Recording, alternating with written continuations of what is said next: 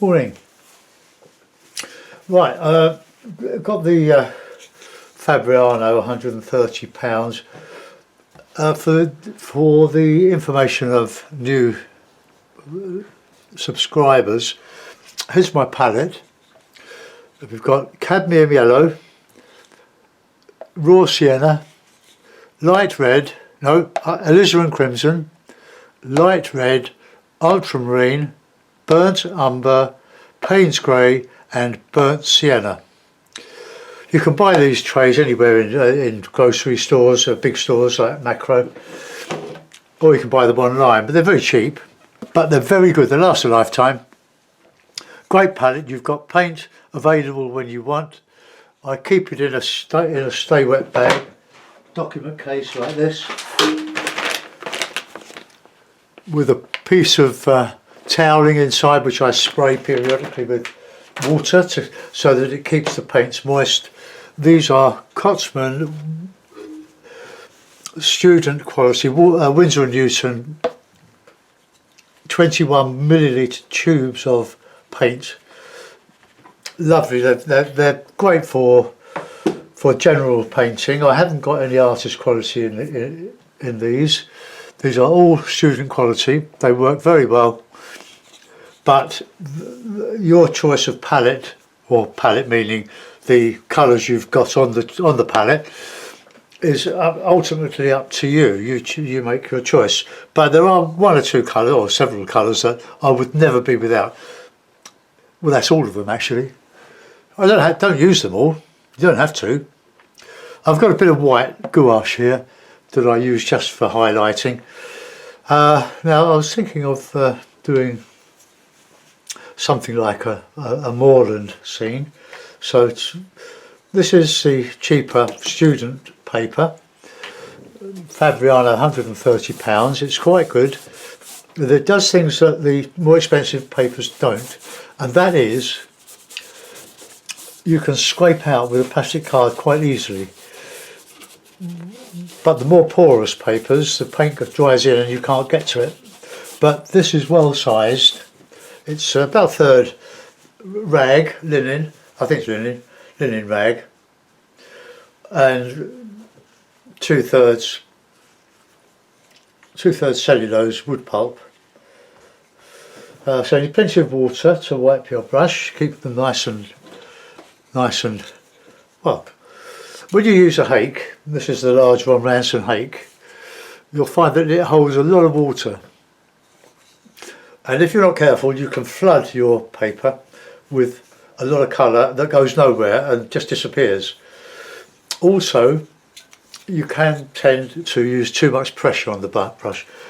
If you watch me use it, I'm using quite light feather light strokes. The paper's quite smooth, this one. Right, okay, so we'll start now. I generally give my wet paper a coat of raw sienna, which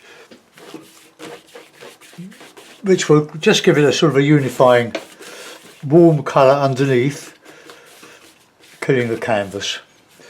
And then while that's wet, we can put in a bit of blue. Here, that's quite weak.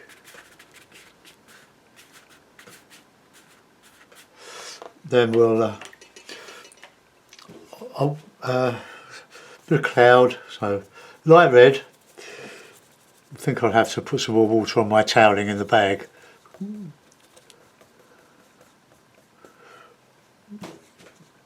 Now, because there's a lot of water on there, you don't need so much on your brush. I'm just mixing up a nice cloud colour.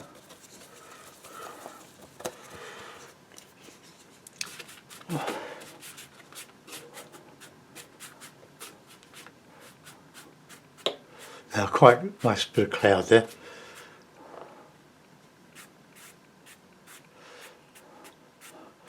Okay, we've just got a bit more red on the top here. Now, we never know how that's going to dry out, but it will be a sky. So clean the brush. And now give it the hair dryer treatment. Now what I do now, because the paper is now spread, just put it tight and reclip it. And do that as often as necessary. So apart from that little bit there, the paper's quite flat. So I'll use the hairdryer. So through this bit, just oh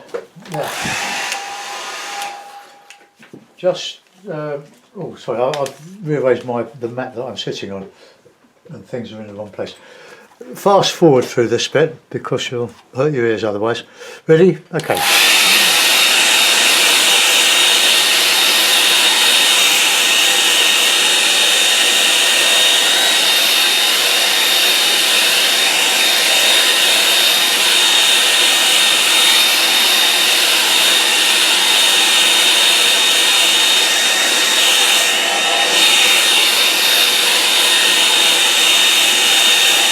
Right, that's all I'm going to do. I'm not going to dry it bone dry. I want to put in a background, and I want that to be quite soft. So Moorland, I'll add a bit of green to that, bit of alizarin. I will quite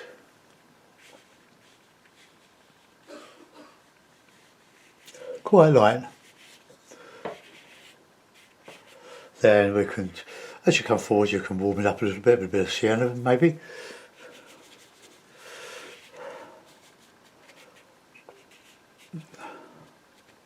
And a bit of green, Payne's grey, and a bit of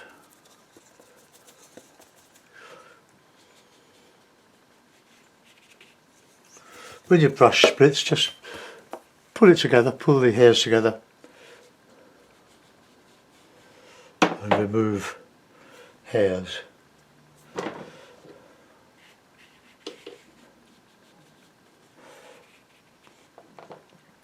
Now once you put your paint on, leave it alone. I'm going to put some fields in now. I've probably got quite a low horizon here, too low, but we'll mix colours.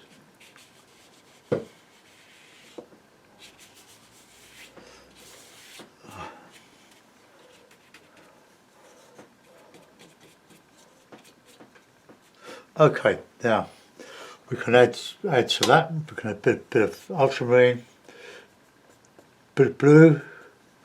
But if you're going to paint wet in wet, like we are, you need thick paint on top of the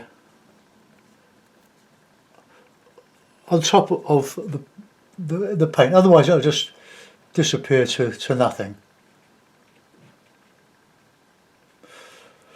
The thicker the paint, the more it'll stick.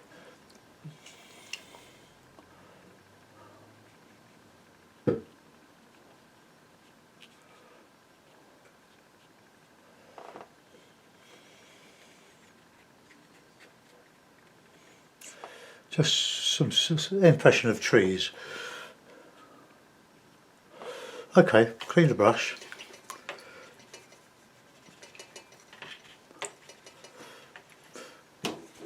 I was going to do an oil painting this morning, but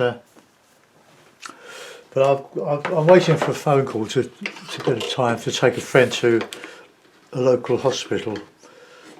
We're having some toes sorted out at Epsom, one of our great lovely hospitals where I had my hips done years ago. Right, I'm going to use a small hake now.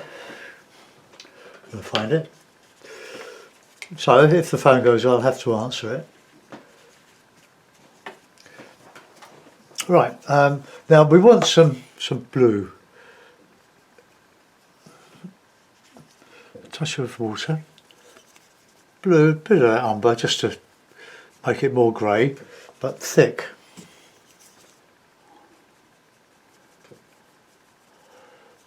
And we'll just put some distance in.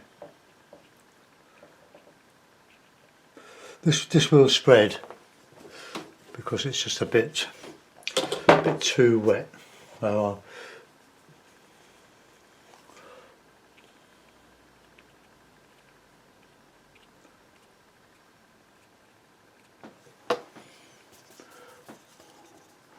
I want to do some scraping out in some of this.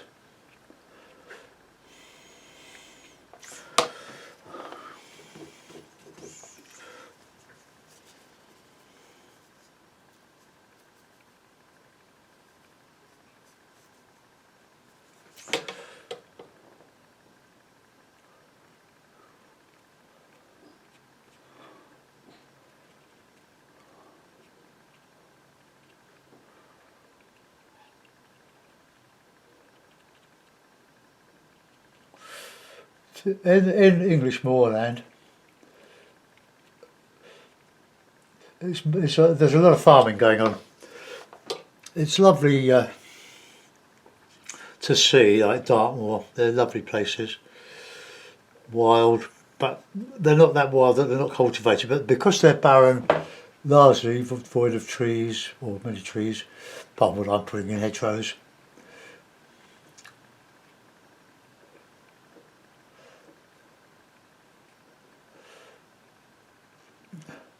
It can get very, very wild. We've been lost on a moor, we lost on Exmoor once. The fact that we'd just come out of the pub and the mist had come down, it was a lovely sunny day when we got there. We had children with us then, it was about, with children, there were probably 8 of us, so 8 of us, 2, 4, 6, 10, yeah. And we came out, we went in the sun, came out from the pub, several beers later, and the mist had come down and we couldn't find the car park. We had no bearings. We knew where south and north was, of course, we had a compass, but it was quite scary. We just didn't know where we were. That's how quick it can change. Farming or no farming. Well, okay, so there we are. We've got some pretty things going on there. I'll just pull this tight again.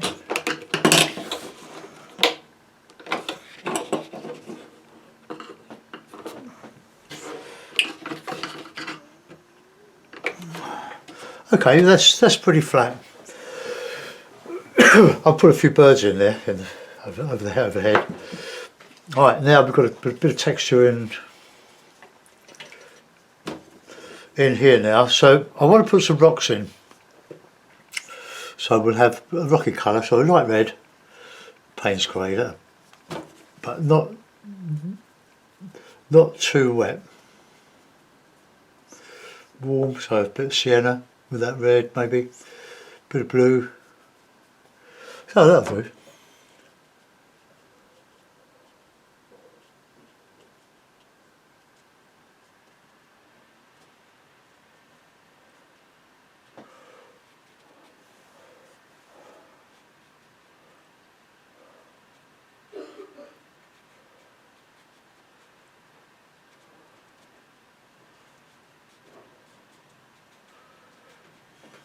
A bit darker now.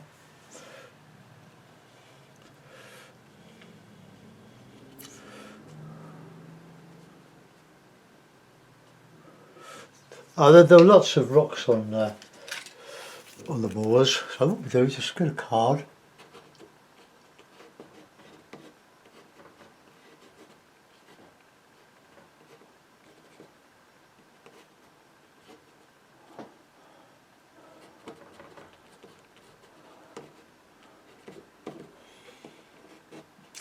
Light on the top.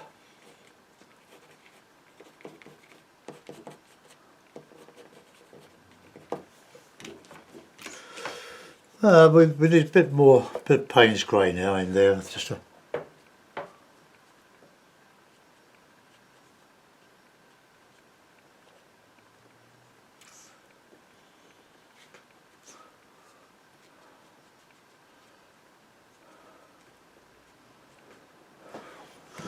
just modelling with a card.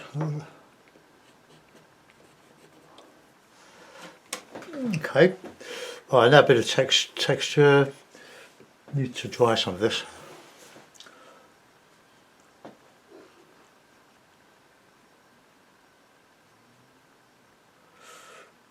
We'll do some little trees in.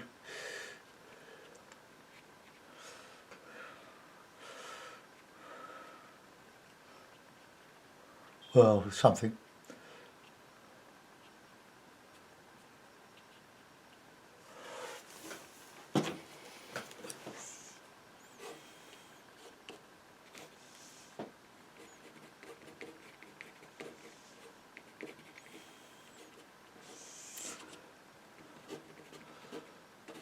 Just an impression.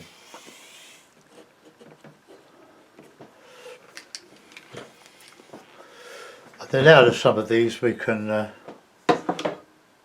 put some trees growing out, or scrubby trees.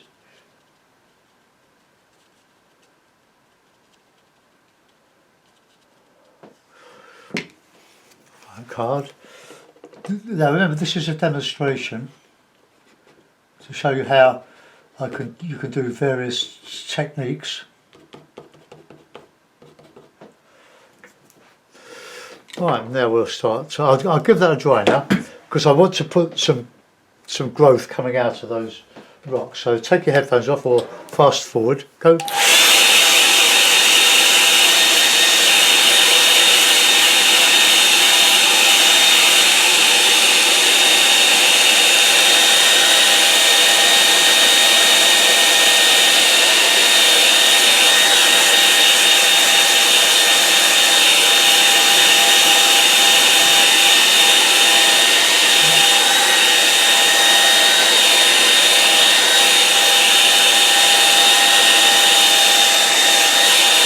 Okay, small hake again. Feel free to copy any of my work, but bear in mind I've done all the simplification for you and all the selection, but you won't be able to do that at the beginning on your own really. It's when you get confidence, you develop a repertoire of scenes you can work from yourself.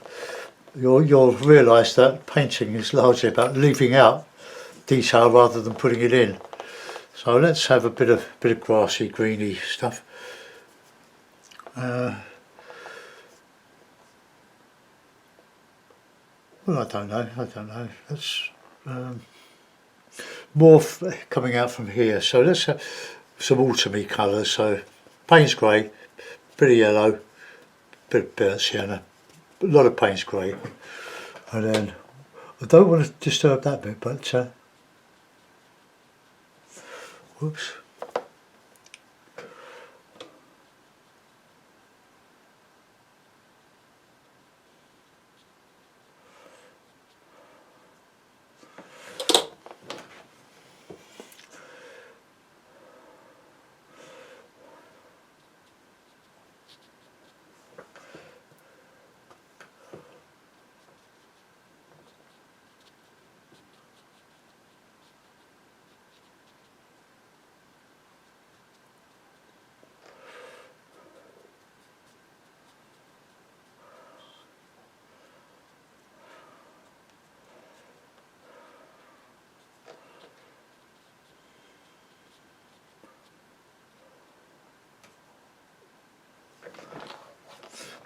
Now into that you can do more scraping.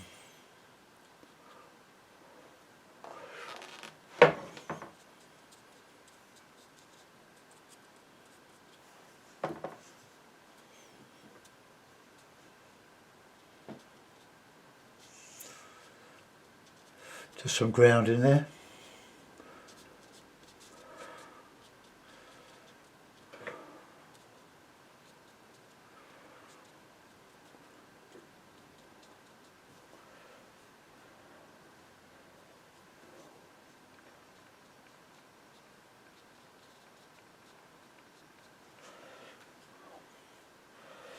Payne's grey is a great friend.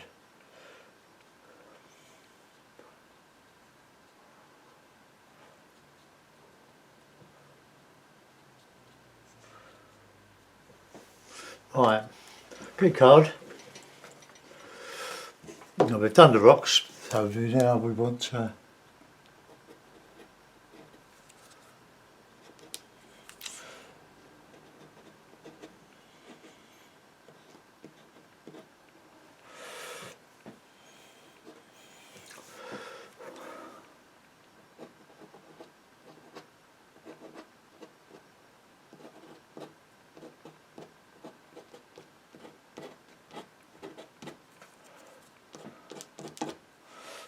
Dried off there.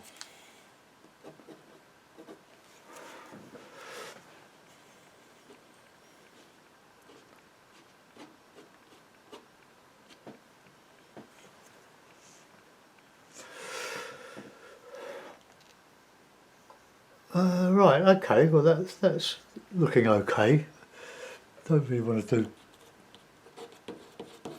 do more than that. Let's put in some birds and we'll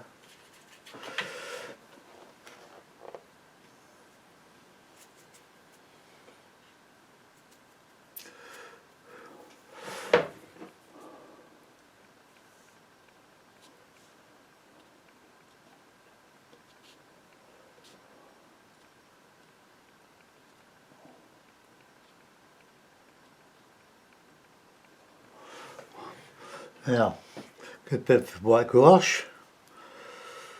I need a new brush, this one's wearing out. It's losing its hair faster than I am.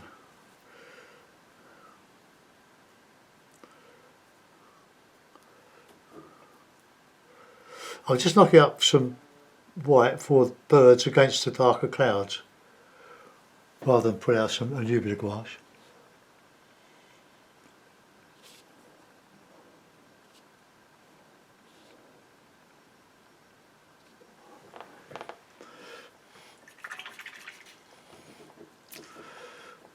Alright, I think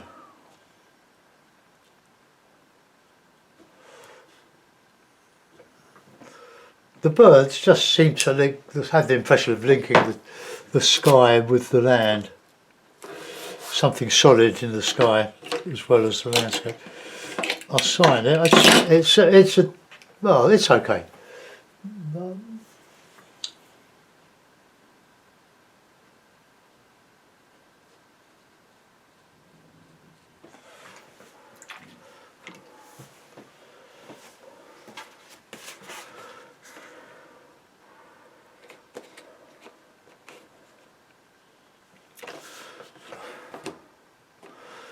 Alright, well there we go. Let's lift this up and see if we can get it all in the frame. There.